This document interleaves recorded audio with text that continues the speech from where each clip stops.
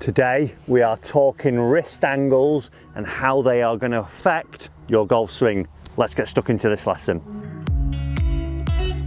So your wrist angles, what do I mean when I talk about the wrist angles and why are they going to affect your golf swing? Because if we look at loads of top players at the top of their golf swings, they're not all the same. One of the key ones we would hear about at the moment is Dustin Johnson, and when he swings up to the top, we would see from this angle here that he's getting a very, what we would call, bowed wrist as he gets up to the top. When we see some other players, they might be a little bit more cupped up at the top. And what's that going to do? Well, whenever I hold the golf club and I start to change my wrist into either this cupped position or this bowed position, not only does it change the angle of the shaft, like so, it also starts to affect my club face, because when I start to get the cupped position, this is the more common one we would see. What I'm actually doing when I'm working up to the top of my golf swing, depending on how exaggerated this cupping motion is here, depends on how open my club face is going. So as I swing up now and I go into a more cupped position, what we would see is that the toe of the club now over here is pointing down directly towards the floor. So unless I do something on the way down, maybe roll my hands a bit more or glance across it, if I were to just swing on plane and deliver it like I have with the cup wrist position up at the top, what we would see is that I would add a lot of loft to the golf club, and then also the face is now pointing more up towards the sky. So all of a sudden, this 5-iron that I've got here wouldn't actually act like a 5-iron. If I just clip this one off and I'll do it with my more cupped position up at the top, what we'll see is a different flight, not the desired flight I would want from my 5-iron. So I'm going to go a little bit more cupped and let's see what happens. Wowzers. Didn't realise I could do it that much, and I actually struck that really well, straight out of the meat of the golf club, right out of the centre. But as we saw from that shot tracer, the ball was carving dramatically off to the right. It's only gone about 120 yards, when normally I would expect my 5-iron to go about 195 to 200 yards. And the reason for that, like I say, is because when I now get excessively cupped at the top here, that face is wide open. So if we think of the face being open from this angle, if I were to lay the club back like so and then put it onto the address position, it's now pointing out to the right, and that 5-iron almost looks like the loft of my pitching wedge.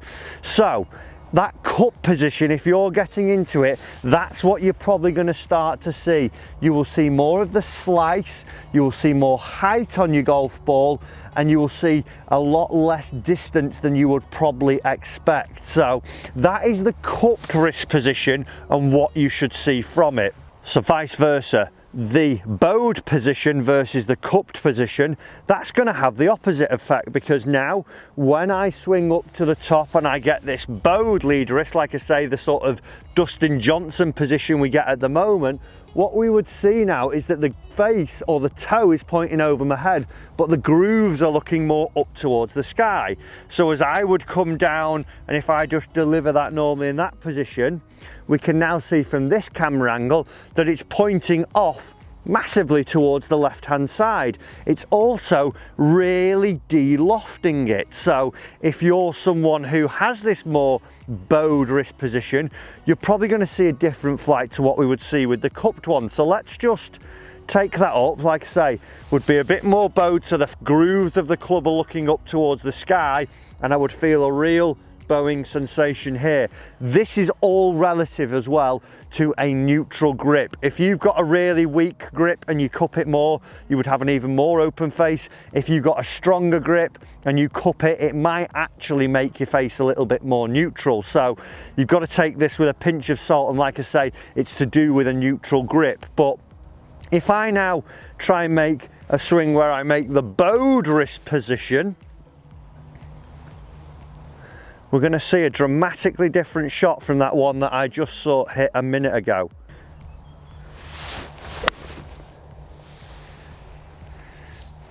So looking at that shot tracer from the previous one, totally different flights there. That wasn't my best strike because I felt totally awkward in that position for myself, so I ended up backing out of it a little bit. But a noticeable difference, massive carve with that cup wrist left to right, a lot higher flight, a lot shorter. The bowed one was moving a little bit right to left, but was a heck of a lot lower because, like I said in that description, cupped, I'm adding a lot more loft to it. Bowed, I'm now actually taking loft off it.